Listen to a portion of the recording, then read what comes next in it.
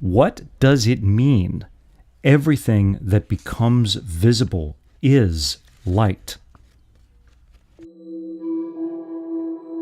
Welcome to Ostracon, a podcast that translates fragments into the whole from which they came.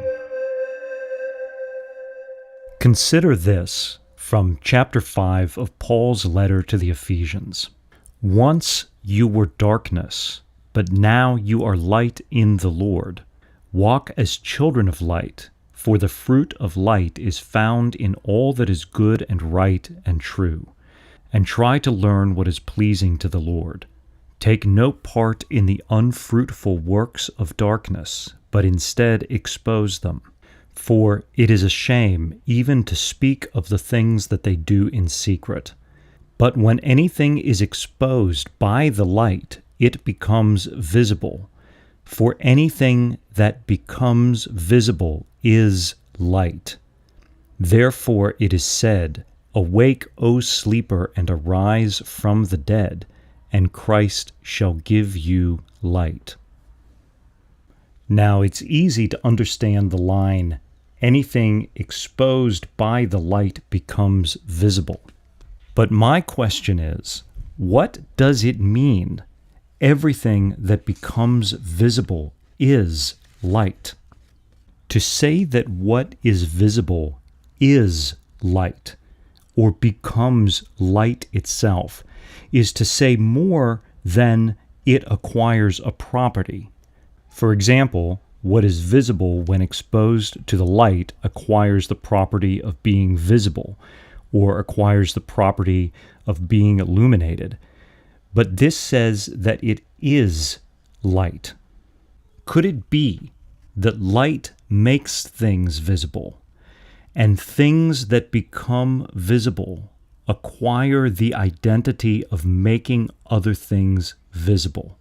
That light is revelatory, and what it reveals also becomes revelatory.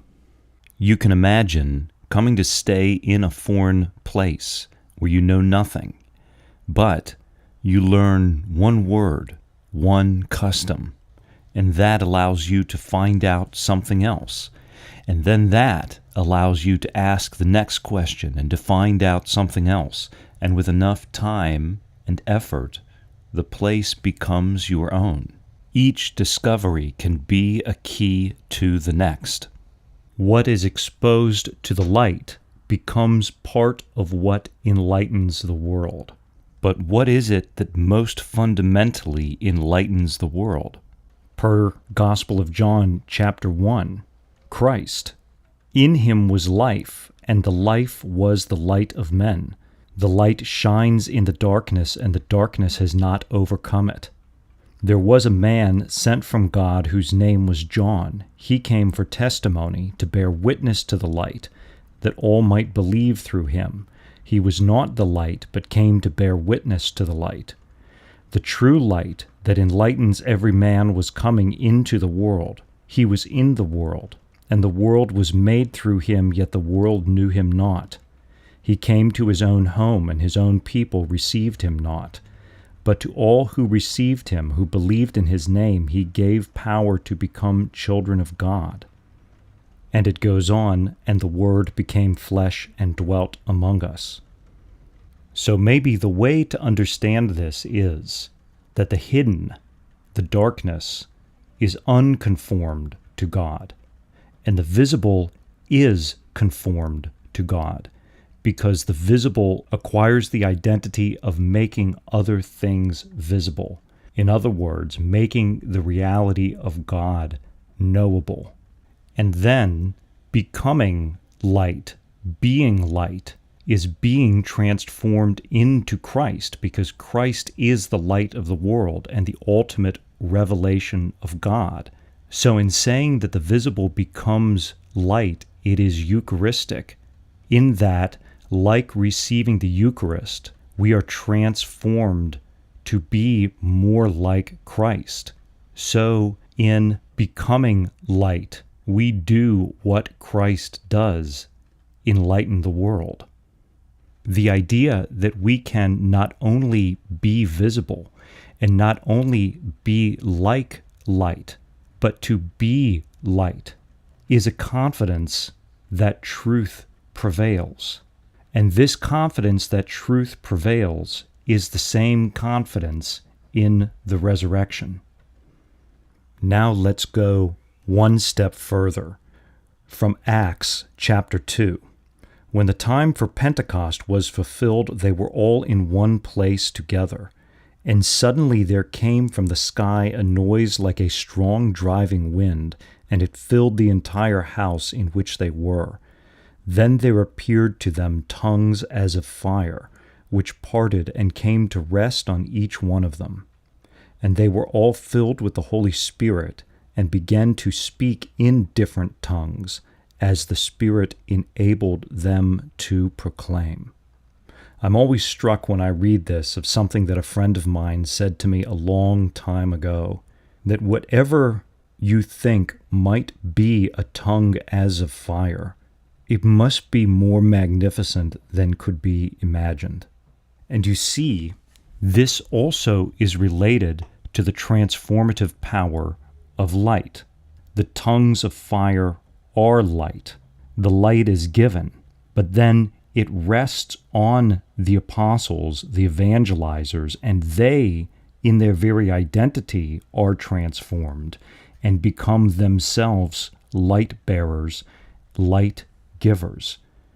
This is how we participate in the transformation that occurs when the visible becomes light. And notice also how they receive tongues of fire and then speak in tongues. So they become what they receive.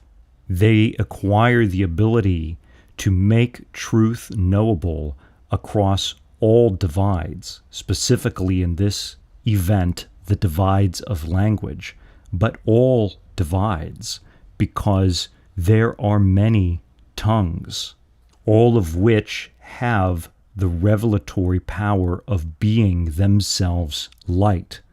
For example, enlightening the world through the service of the poor and sick, enlightening the world through the raising of a family, enlightening the world by revealing the beauty of existence and creation through science, enlightening the world as a painter, as a sculptor, as a poet, as any artist.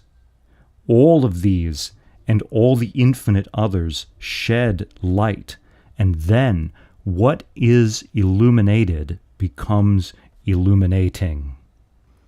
And now let's go one final step. This gift of the identity of light is the anti-Babel, where in Genesis chapter 11, the whole world spoke the same language using the same words. And they said to one another, "Let us build ourselves a city and a tower with its top in the sky, and so make a name for ourselves, otherwise we shall be scattered all over the earth." But it is in their attempt to build the tower, to get to heaven, to reach the sky by their own means, it is through that, not that they are preserved, but rather they are scattered. They build the tower to not be scattered, but the pride of the tower is what scatters them. They wish to secure their identities, their memory, by means of their own pride and their own abilities. It is the same as the fruit in the Garden of Eden, to strive to be like gods by our own means, because of our own pride and on our own terms, as opposed to accepting the free gift of life from God, who is its source. But now this scattering is undone in the gift of the Spirit, sent by resurrected Christ. Now the light is unifying because it is shared, and what it is shared with, it transforms. And all tongues are spoken. All tongues are heard. All divides are overcome. What has been scattered is gathered together. Awake, O sleeper, and arise from the dead, and Christ shall give you light.